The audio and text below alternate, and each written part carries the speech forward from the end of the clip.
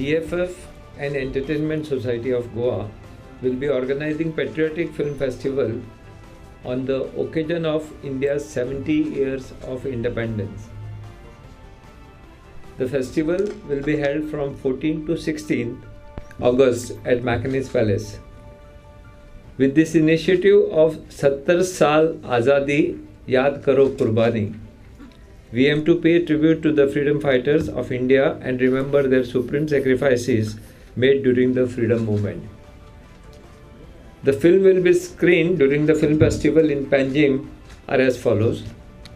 14th August at 10 am, Lokmanya. 15th August, that is Tuesday, 10 am, Netaji Subhash Chandra Bose. And on 16th August at 10 am, it will be Sardar Vallabhbhai Patel.